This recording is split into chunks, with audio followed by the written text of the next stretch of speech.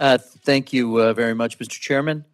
There are a number of deeply troubling aspects of this spending bill, including the insertion of policy riders that are so partisan that they are designed, I think, to make it all but certain that this bill cannot and will not garner bipartisan support.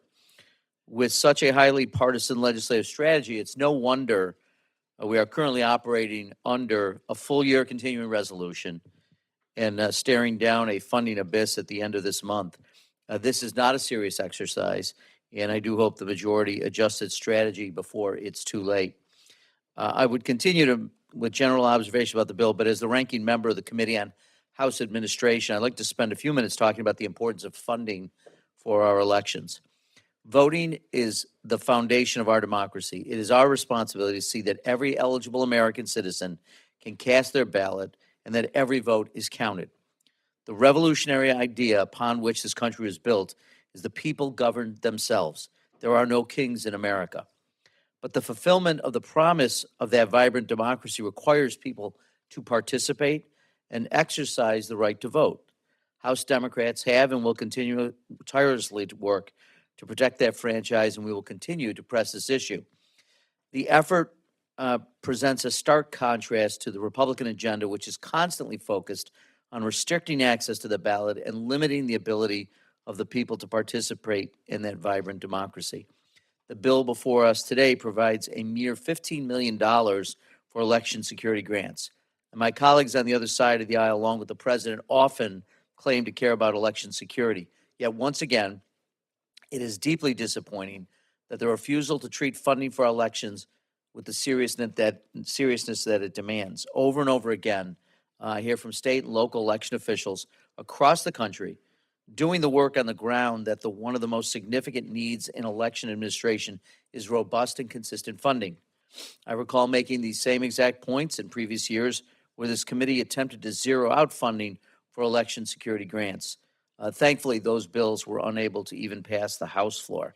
And while the bill does include $15 million for election security, that is merely a drop in the bucket for what is necessary. And I'm very grateful to my colleague, Mr. Bishop, for his amendment to quadruple the amount of election funding, which is still less than is necessary. But I will support that amendment and continue to work to assist our state and local election officials, particularly in this environment of increased threats and intimidation to election officials around the country. These public servants are on the front lines of upholding our democracy, ensuring our elections remain accessible, accurate, and transparent, and seeing to it, again, that every eligible American has equitable access to the ballot and their ballot is counted. Under the United States Constitution, both the states and the Congress have a responsibility for regulating our elections.